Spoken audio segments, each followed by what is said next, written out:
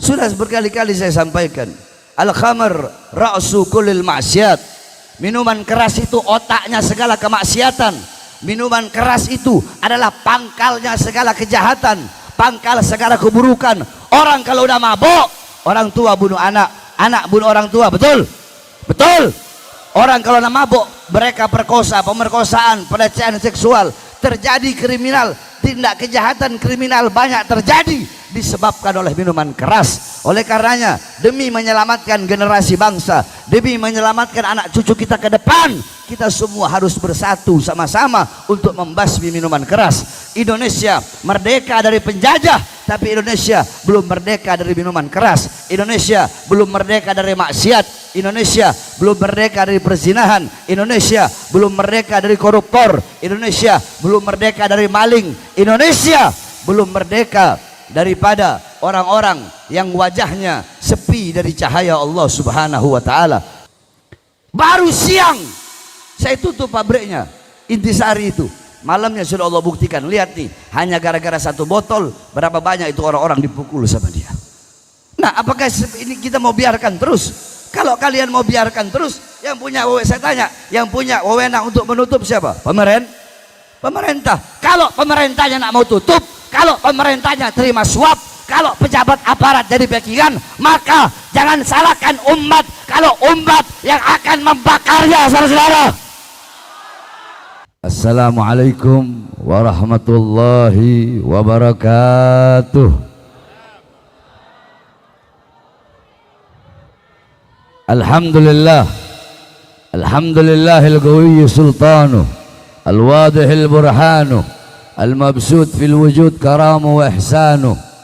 Allahumma salli wa sallim wa barik wa karrim wa adzim ala nuril anwar wa sirril asrar wa tiryakil aghyar wa miftahi babil yasar sayyidina wa maulana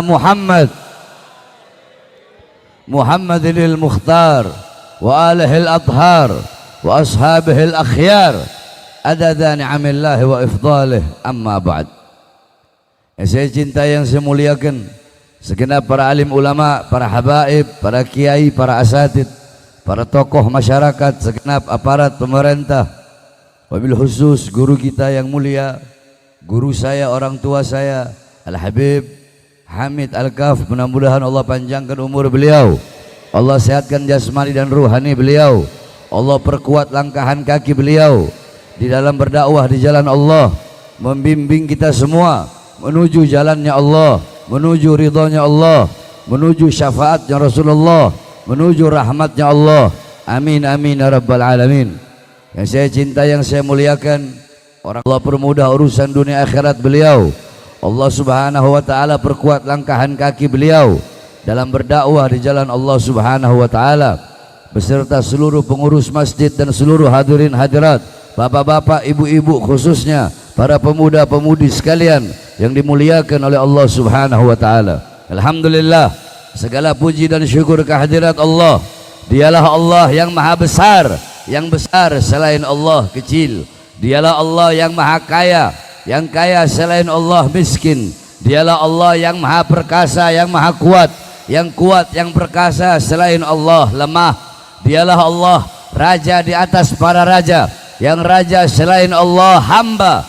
Dialah Allah yang maha melihat, yang melihat selain Allah buta terhadap warna-warna yang jauh, buta terhadap warna-warna yang tersembunyi. Dialah Allah yang maha mendengar, yang mendengar selain Allah tuli terhadap suara-suara yang jauh dan suara-suara yang dekat akan menulikannya. Dialah Allah yang maha berilmu, yang berilmu selain Allah adalah pencari ilmu. Dialah Allah yang maha tahu, yang tahu selain Allah adalah pencari pengetahuan. Dialah Allah yang maha hidup, yang hidup selain Allah pasti akan mati, yang ada selain Allah pasti akan tiada, yang wujud selain Allah pasti akan binasa. Sedangkan hidupnya Allah, adanya Allah, wujudnya Allah kekal abadi selama-lamanya, tidak akan pernah musnah dan tidak akan pernah binasa. Dan dialah Allah yang dimana pada malam hari yang mulia ini, di tempat yang penuh dengan keberkahan ini, ini tempat menjadi tempat turunnya rahmat,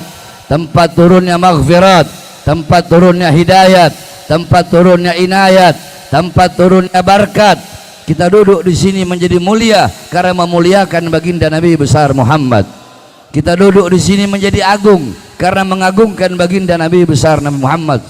Engkau duduk di sini menjadi terpuji di sisi para malaikat, dipuji oleh para penduduk-penduduk langit karena engkau di sini memuji baginda Nabi besar Muhammad sallallahu alaihi wasallam. Saudara-saudara, jangan engkau sangka, jangan engkau kira bahwasanya Nabi Muhammad butuh kepada salawatmu. Nabi Muhammad butuh kepada pujianmu. Nabi tidak butuh salawatmu, Nabi tidak butuh pujianmu, Nabi tidak butuh kau memuliakan kelahirannya, Nabi tidak butuh kau mengagungkan kelahirannya, tapi engkau yang butuh memuji Nabi Muhammad, engkau yang butuh bersalawat kepada Nabi Muhammad, engkau yang butuh memuliakan hari kelahiran Nabi Muhammad, engkau yang butuh mengagungkan hari kelahiran baginda Nabi besar Muhammad sallallahu alaihi wasallam. Dalam sebuah syair dikatakan, ma madahtu Muhammadan bi gasidati walakin mudihat gasidati bi Muhammadin. Aku tidak memuji Nabi dengan syairku, tetapi syairku yang menjadi terpuji karena telah memuji Nabi Muhammad.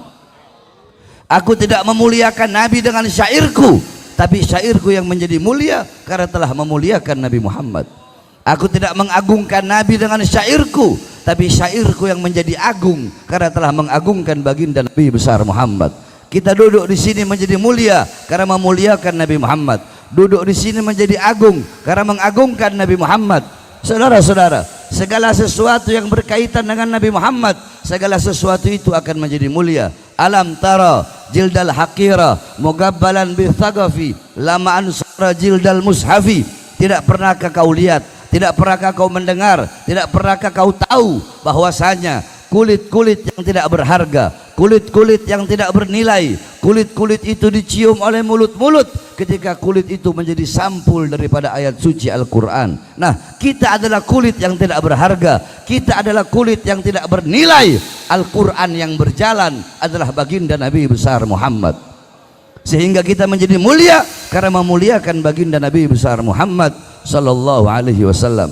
Saudara-saudara, kita duduk di sini untuk memuliakan kelahiran Nabi, mengagungkan kelahiran Nabi Muhammad, bersyukur kepada Allah atas lahirnya cahaya alam semesta baginda Nabi besar Muhammad, bergembira, mengungkapkan kegembiraan dan kebahagiaan kita dengan lahirnya Nabi Muhammad sallallahu alaihi wasallam.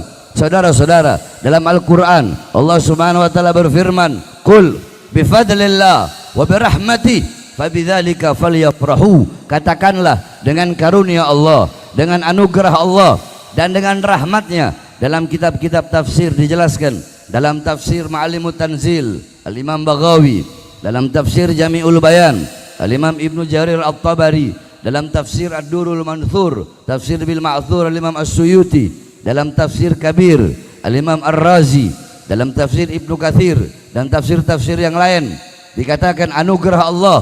Ada yang mengatakan ilmu, anugerah Allah, ada yang mengatakan akal, rahmat Allah, ada yang mengatakan iman, ada yang mengatakan Islam. Akan tetapi dikatakan juga bahwasanya dalam ayat yang lain, wa ma arsalnaka illa rahmatan lil alamin. Tidak aku utus engkau wahai Muhammad kecuali engkau adalah rahmat bagi seluruh alam semesta. Maka dengan adanya ilmu sebagai karunia Allah, dengan adanya Al-Quran sebagai anugerah Allah, dan dengan adanya Nabi Muhammad sebagai rahmat Allah yang paling besar, rahmat Allah yang paling agung, rahmat yang bukan hanya untuk sesama umatnya saja, rahmat yang bukan hanya untuk sesama manusia saja, rahmat bukan untuk seluruh alam semesta. Maka dengan adanya anugerah dan rahmat tersebut, falyafrahu, hendaklah mereka bergembira, hendaknya saya bergembira, hendaknya kalian bergembira, hendaknya kita semua bergembira dengan lahirnya baginda Al-Mustafa Nabi besar Muhammad sallallahu alaihi wasallam. Saudara-saudara sekalian yang dimuliakan oleh Allah Subhanahu wa taala, jangankan bersyukur dengan adanya Nabi Muhammad, kita disunnahkan berpuasa pada hari Asyura, disunahkan berpuasa pada tanggal 10 Muharram. Kenapa?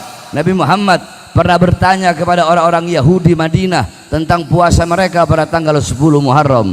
Orang-orang Yahudi menjawab, kami berpuasa pada tanggal 10 Muharram karena kami bersyukur kepada Allah atas selamatnya Musa dari kejaran Fir'aun, Apa kata Rasulullah? Nahnu haqqu bi Musa minkum. Kami lebih berhak untuk bersyukur kepada Allah atas Musa, atas selamatnya Musa daripada kalian. Nabi Muhammad pun memerintahkan seluruh para sahabat untuk berpuasa, sehingga puasa Asyura menjadi puasa yang tidak pernah, puasa sunnah yang tidak pernah ditinggalkan oleh baginda Nabi besar Muhammad. Akan tetapi agar tidak sama dengan orang-orang Yahudi, Rasulullah berkata, andaikan aku hidup sampai tahun depan, aku akan berpuasa pada hari Tasu'ahnya. Jadi kalau orang Yahudi 10 Muharram, Asyura, kita ada Tasu'ah, ada Asyura 9 dan 10, agar menyelisihi, agar tidak sama dengan orang-orang Yahudi. Sebab man tasyabbaha biqaumin fahuwa minhum. Barang siapa yang menyerupai suatu kaum, maka dia sama dengan kaum tersebut. Nah, saudara-saudara, bersyukur kepada Allah atas selamatnya Nabi Musa dari kejaran Fir'aun menjadi ibadah sunnah.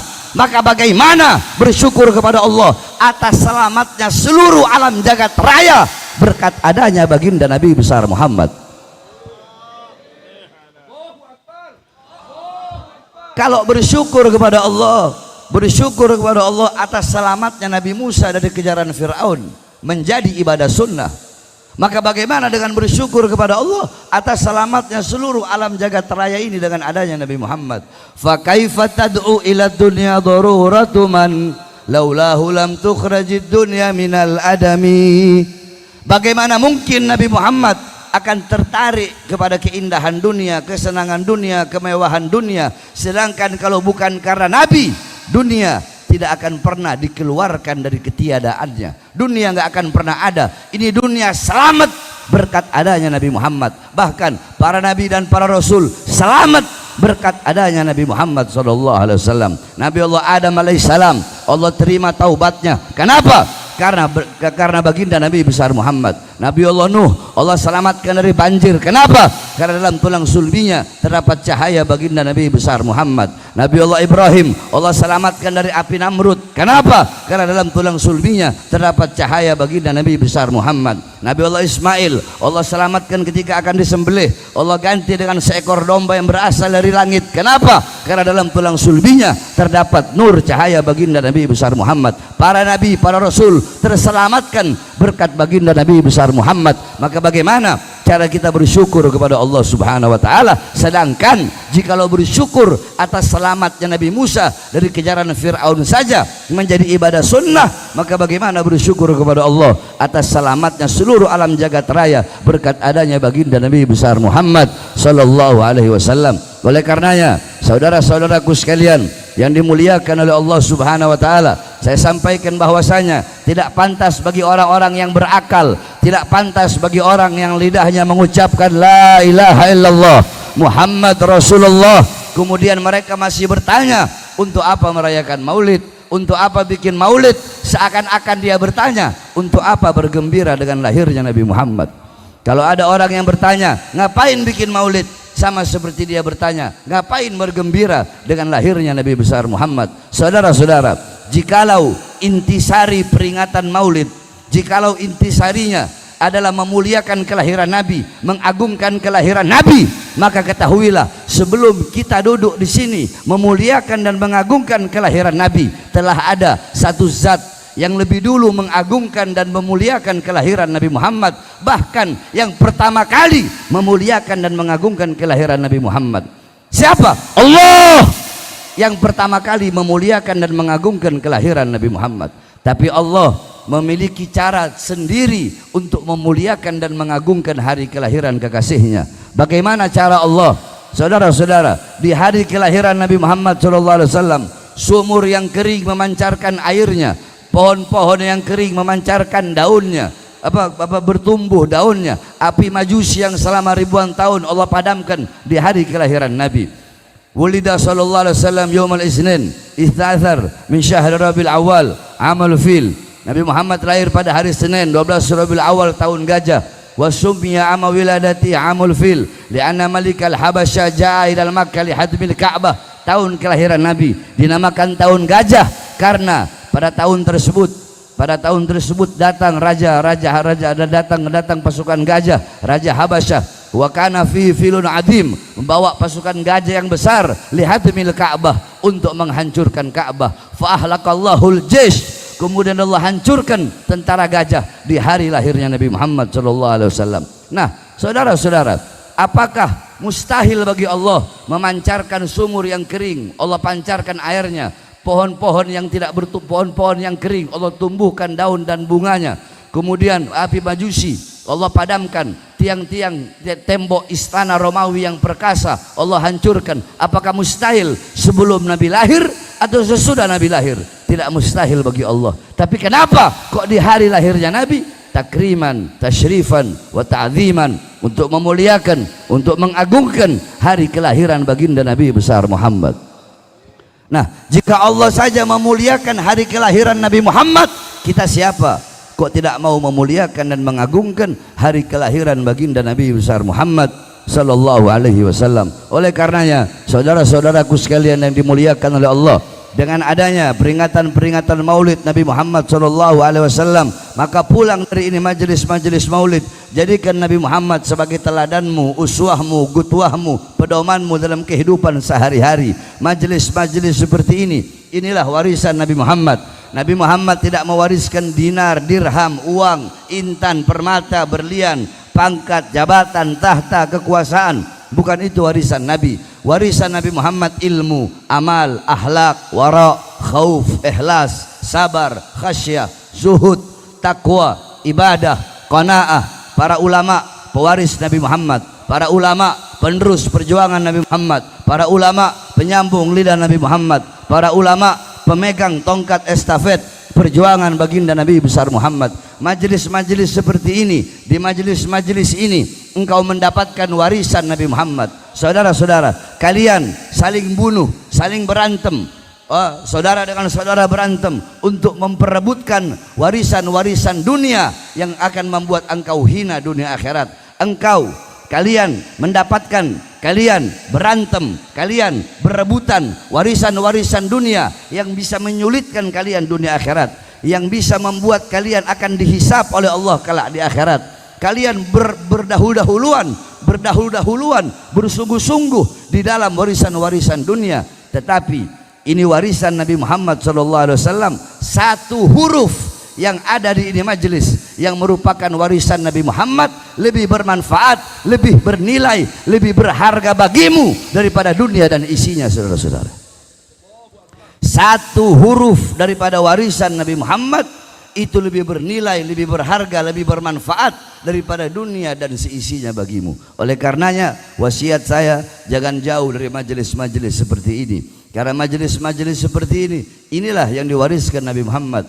Abu Hurairah radhiyallahu an, satu waktu beliau pergi ke pasar, beliau berkata, wahai orang-orang pasar, di masjid sedang dibagi-bagikan warisan Nabi Muhammad. Yang punya toko menutup tokonya, yang berdagang berhenti berdagang, mereka berbondong-bondong ke masjid.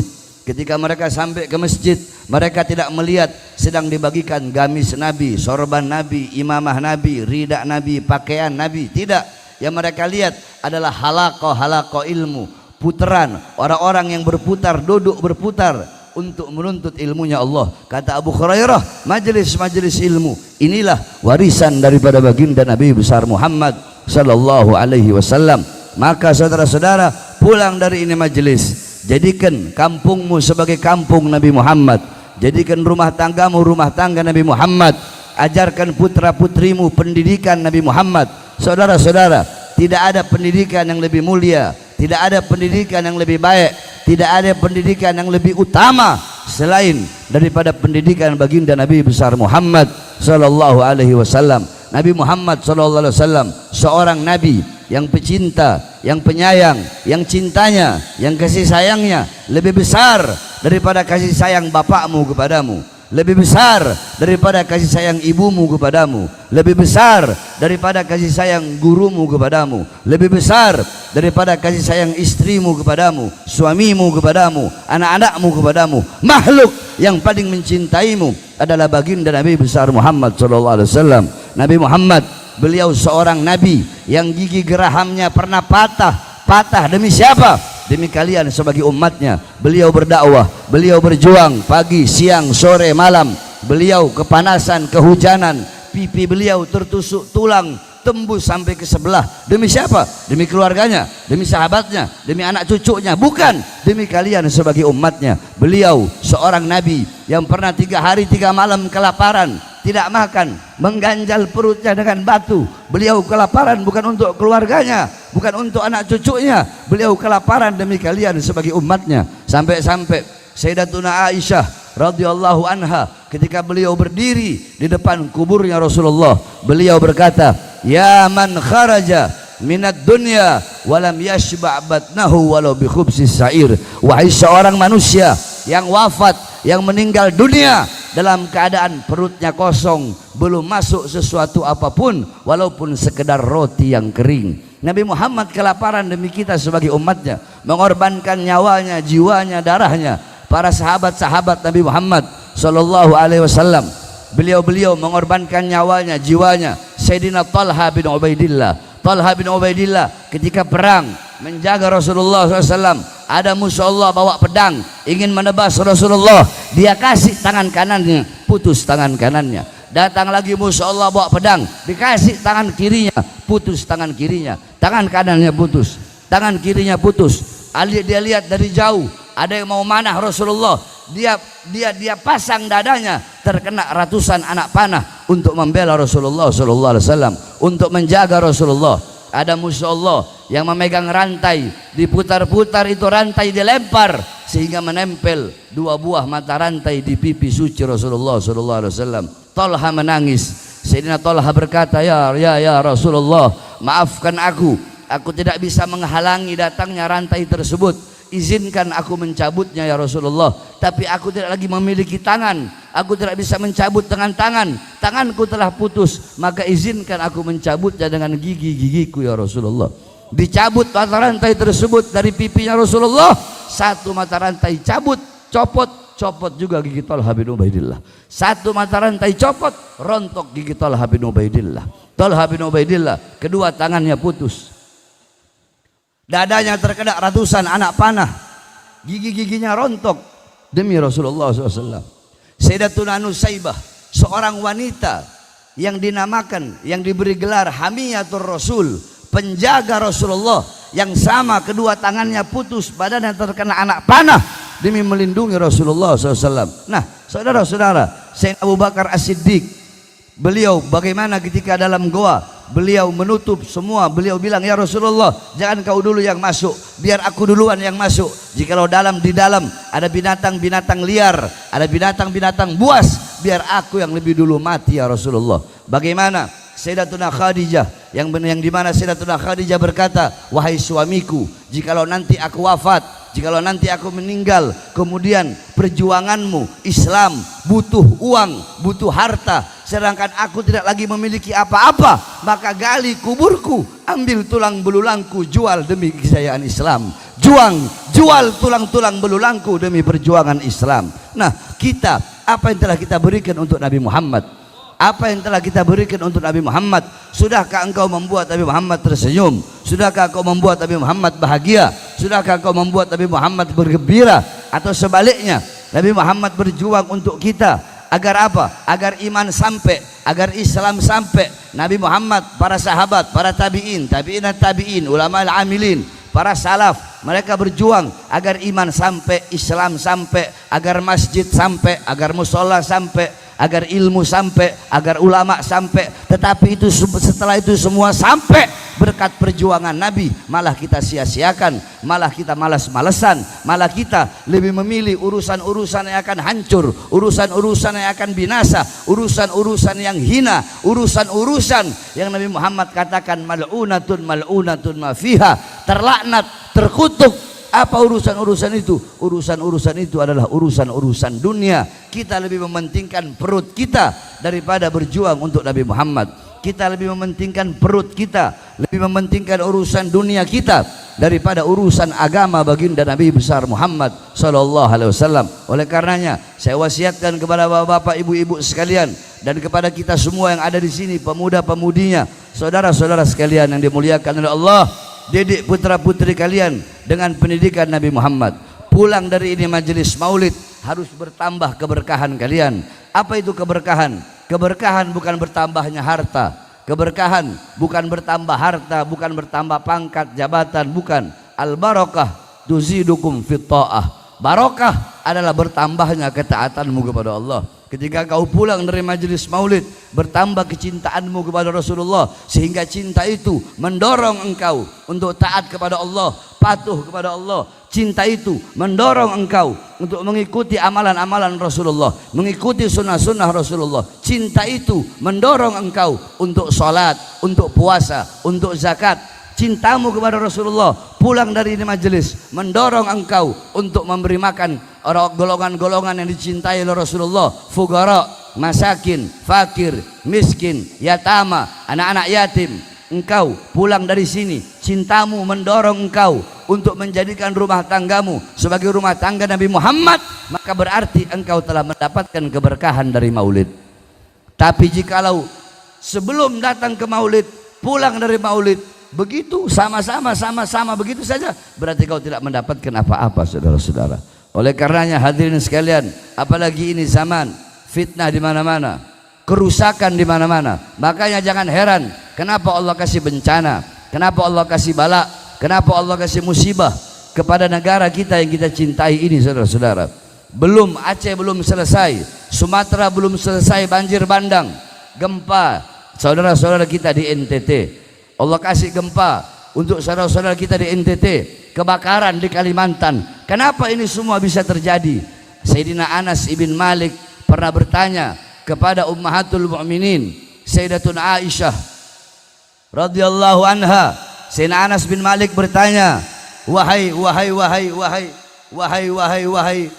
ibunya orang-orang yang beriman, wahai Sayyidatuna Aisyah, apa yang menjadi sebab gempa bumi, zilzal?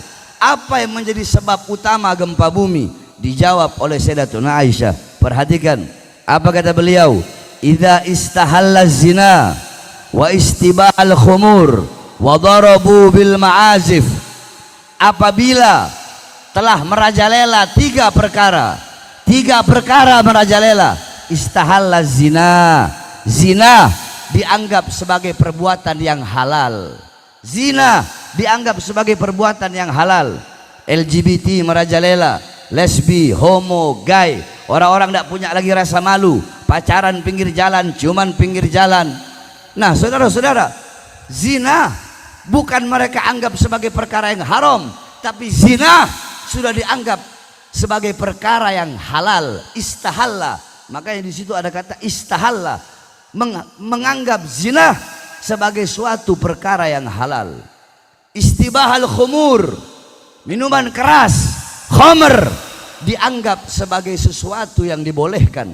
Bukan lagi mereka anggap orang dulu zaman dulu itu mabuk masih sembunyi-sembunyi. Mereka punya malu, apa? Mereka tidak punya malu. Mereka tidak punya malu kepada Allah, tapi masih malu kepada manusia. Malu, takut dilihat orang kalau mabuk. Sekarang tidak, saudara-saudara. Bahkan mereka bikin panggung-panggung maksiat.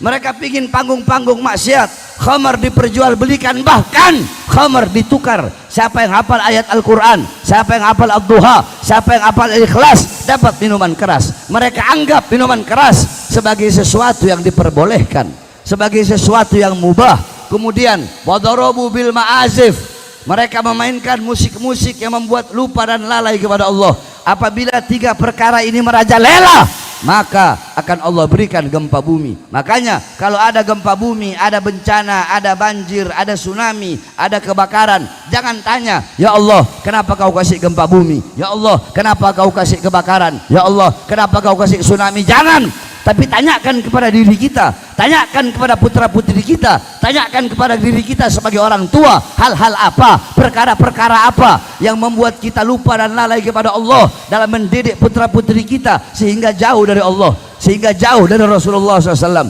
Tanyakan kepada diri kita, perbuatan dosa apa yang telah kita lakukan, perbuatan-perbuatan maksiat apa yang kita biarkan, kezoliman kita biarkan, penindasan kita biarkan, ketidakadilan kita biarkan. Tanyakan kepada para pejabat-pejabatnya, berapa banyak harta rakyat yang dikorupsi, berapa banyak harta rakyat yang dimakan, berapa banyak keringat rakyat yang dimakan, harta rakyat dimakan, korupsi, tidak punya malu, nyolong uang rakyat. Tanyakan kepada para ulama-ulamanya, kenapa para ustadznya, kiainya, habibnya, ulama-ulamanya, kenapa banyak yang diam ketika Al-Quran dihina, kenapa banyak yang diam ketika banyak kemungkaran merajalela, kenapa banyak yang diam ketika generasi anak-anak muda ke depan terancam dengan adanya minuman-minuman keras, dengan adanya narkoba. Kenapa ulama-ulamanya jadi penjilat-penjilat pejabat, kenapa ulama-ulamanya jadi anjing-anjingnya pejabat. Tanyakan kepada itu, tanyakan kepada diri kita, jangan tanya kepada Allah. Tanyakan kepada diri kita perbuatan dosa dan maksiat yang begitu banyak kita lakukan, sehingga ketika Allah turunkan azab, walaupun bukan di tempat kita bermaksiat, bisa di tempat-tempat yang lain, bahkan bayi-bayi yang tidak berdosa ikut mendapatkan azab dan siksa tersebut. Nah, saudara-saudara sekalian yang dimuliakan oleh Allah Subhanahu wa taala, minuman keras dianggap sebagai sesuatu yang mubah, sebagai sesuatu yang diperbolehkan, sehingga karena minuman keras terjadilah penistaan Al-Quran. Sudah berkali-kali saya sampaikan, al-khamr ra'su kullil maksiat. Minuman keras itu otaknya segala kemaksiatan. Minuman keras itu adalah pangkalnya segala kejahatan, pangkal segala keburukan. Orang kalau udah mabuk, orang tua bunuh anak, anak bunuh orang tua, betul? Betul. Orang kalau udah mabuk, mereka perkosa, pemerkosaan, pelecehan seksual, terjadi kriminal, tindak kejahatan kriminal banyak terjadi disebabkan oleh minuman keras. Oleh karenanya, demi menyelamatkan generasi bangsa, demi menyelamatkan anak cucu kita ke depan, kita semua harus bersatu sama-sama untuk membasmi minuman keras. Indonesia merdeka dari penjajah, tapi Indonesia belum merdeka dari minuman keras. Indonesia belum merdeka dari maksiat. Indonesia belum merdeka dari perzinahan. Indonesia belum merdeka dari koruptor. Indonesia belum merdeka dari maling. Indonesia belum merdeka daripada orang-orang yang wajahnya sepi dari cahaya Allah Subhanahu wa taala.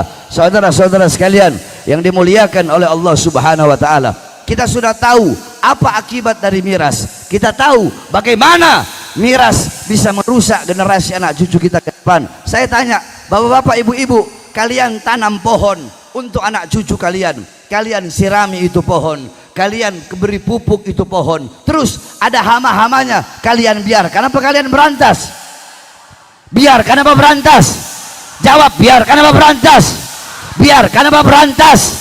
Maka saya sampaikan kemarin ketika saya datang ke PT, saudara-saudara, siang saya datang ke pabrik minuman keras untuk tutup 7 hari, tutup mereka produksi selama 7 hari, keputusannya nanti hari Selasa.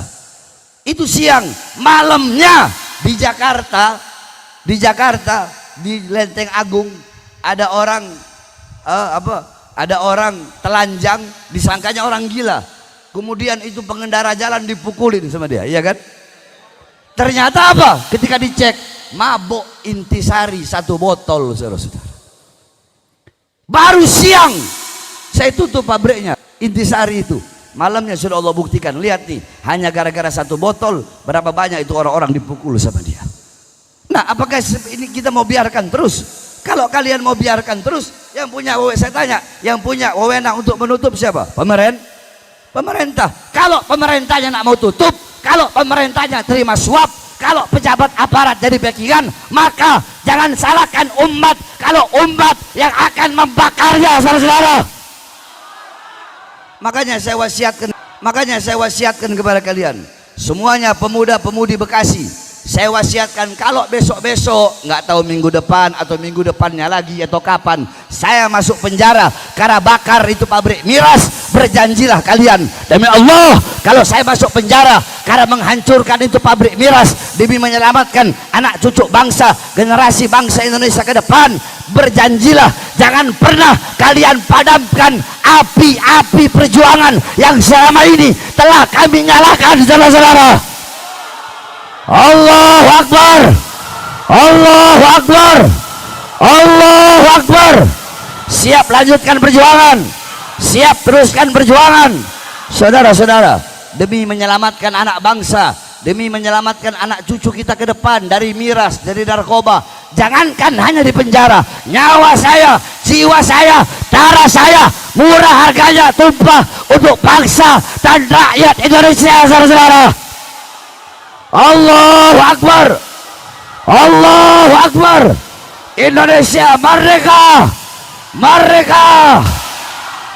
Mudah-mudahan Allah jadikan negara kita negara yang baik. Allah jadikan negara baldatun thayyibatun wa rabbun ghafur. Allah bebaskan negara kita dari para koruptor-koruptor biadab yang mencuri uang rakyat. Allah bebaskan negara kita dari segala macam maksiat. Allah bebaskan negara kita dari oknum-oknum kiai-kiai cabul yang memperkosa santri-santri pondok-pondok pesantren santriwati. Mudah-mudahan Allah bebaskan negeri kita sehingga negeri kita menjadi negeri yang aman, baldatun thayyibatun wa rabbun ghafur.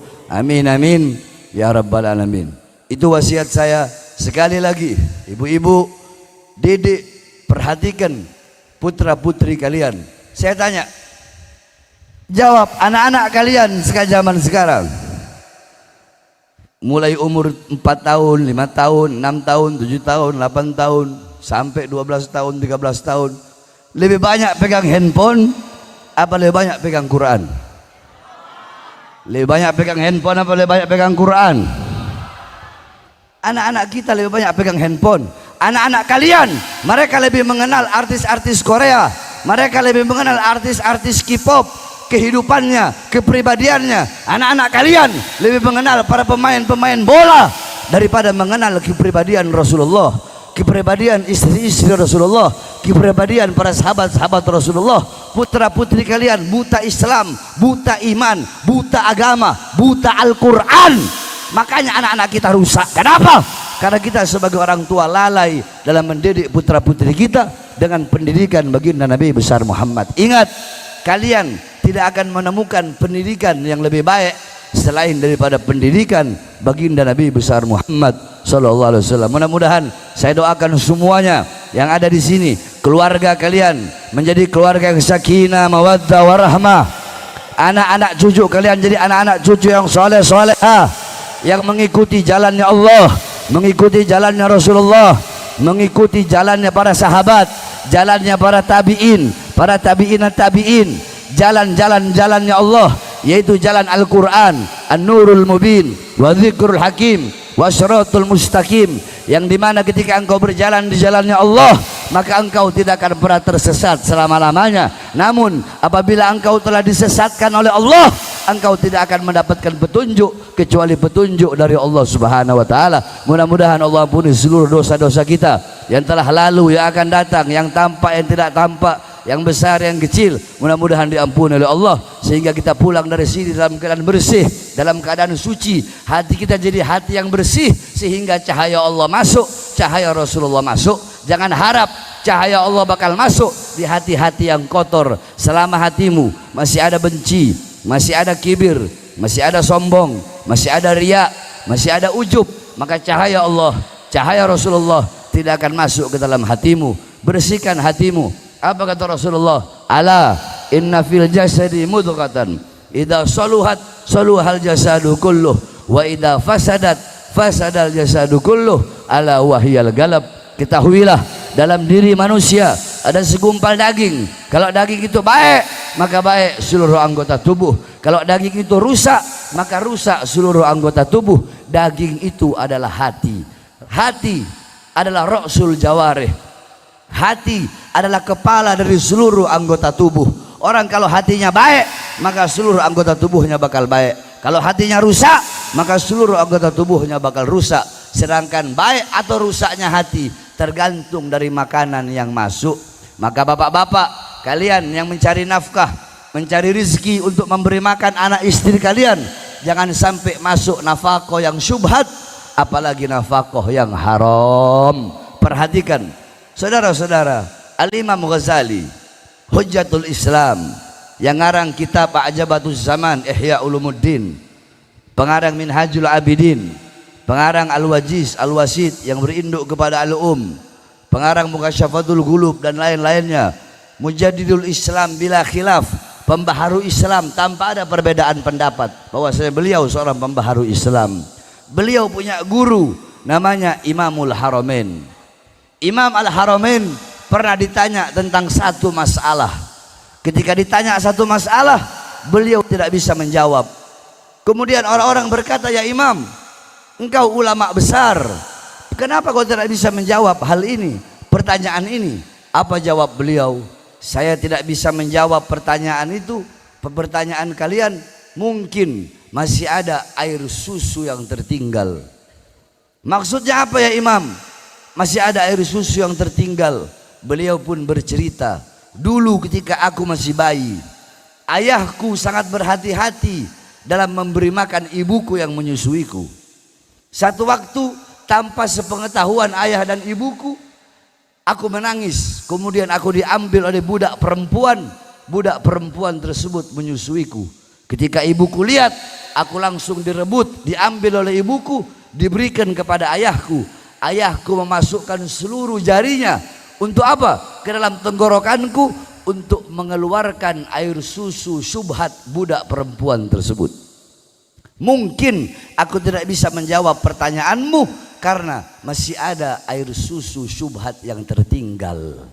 Maka tanyakan kepada diri kita sebagai orang tua, berapa banyak makanan-makanan syubhat, nafkah syubhat yang kita berikan, apalagi yang haram yang kita berikan kepada anak istri kita. Jangan heran kenapa istri kalian jadi istri yang durhaka. Jangan heran kenapa putra putri kalian durhaka, karena kalian sebagai seorang suami, sebagai seorang bapak, mungkin masih memberi makan anak istri kalian dari nafkah yang syubhat, apalagi nafkah yang haram. Maka mulai sekarang perhatikan baik-baik dalam memberi makan hati daripada anak istri kalian, karena baik buruknya anggota tubuh tergantung hati.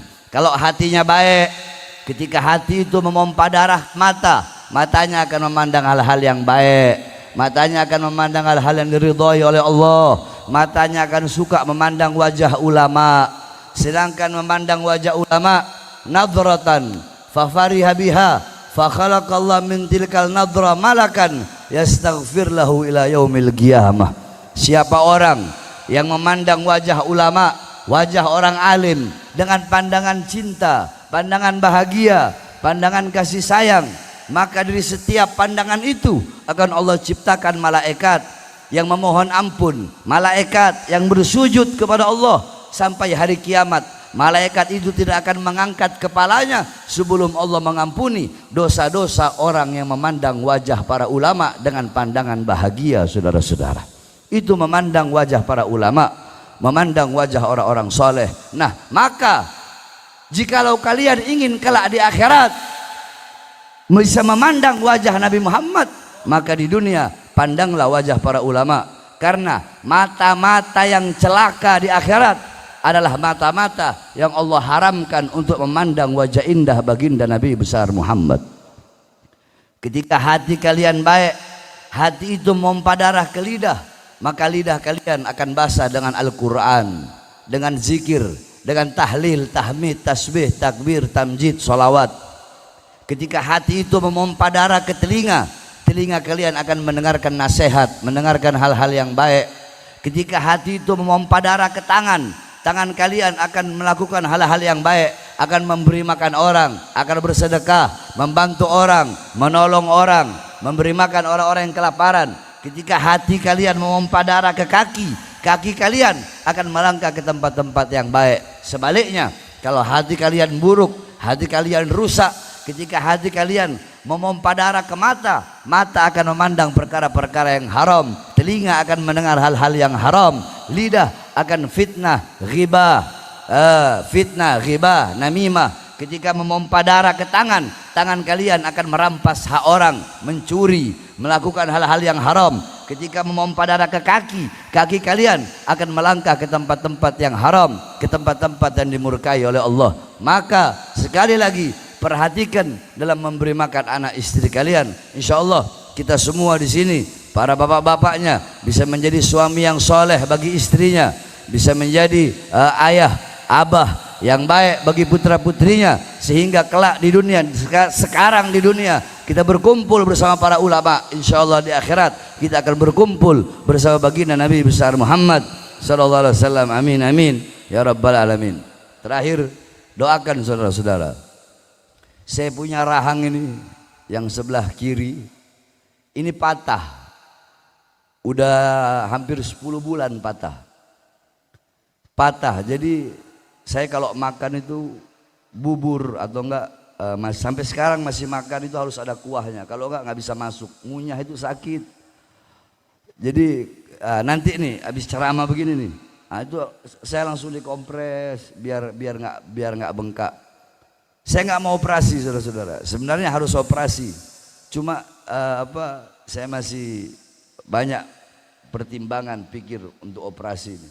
Saya masih banyak pertimbangan, makanya doakan agar selalu Allah berikan kesehatan. Dan ketika kalian diberikan penyakit oleh Allah, ridholah atas penyakit yang Allah berikan tersebut. Bukan berarti tidak berobat, tetap harus berobat. Tetapi yang pertama, dahulukan ridho atas penyakit yang Allah berikan. Apa kata Allah ketika malaikat Zabaniyah mau memasukkan satu orang ke dalam neraka? Kata Allah, hamba yang di dunia aku ambil raut wajahnya sehingga dia pucat. Aku ambil nafsu makannya sehingga dia tidak nafsu makan. Aku ambil keperkasaannya sehingga dia lemah. Kekuatannya sehingga dia lemah, maksudnya sakit. Tapi hamba itu tetap ridho atas kehendakku dan ketentuanku. Maka bukan kebijaksanaanku, hamba yang di dunia aku berikan penyakit, kemudian dia ridho, bukan kebijaksanaanku di akhirat memasukkan dia ke neraka, maka pasti akan aku masukkan ke dalam surga. Amin amin ya rabbal alamin. Rabbi fanfa'na bi barakatihim wa hdina husna bi hurmatihim wa amitna fi tariqatihim wa mu'afati minal fitani. Allahumma ansurna wal muslimin fa innaka khairan nasirin warzuqna fina khairar raziqin waftah lana futuhatal arsyiyah wa rahmah wal barakah wal hidayah wal inayah fa innaka khairul fatihin. Bismillah babuna tabarak hitanuna yasin sakfuna kaf ha ya ain sad kifayatuna hamim ain sin kaf himayatuna fasayakfikahumullah wa samiul alim fasayakfikahumullah wa samiul alim fasayakfikahumullah wa huwa samiul alim. Wa sallallahu alaihi wasallam Muhammadin wa ala alihi wa sahbihi wa barik wasallam walhamdulillahi rabbil alamin wal afu minkum. Wassalamualaikum warahmatullahi wabarakatuh. Waalaikumsalam warahmatullahi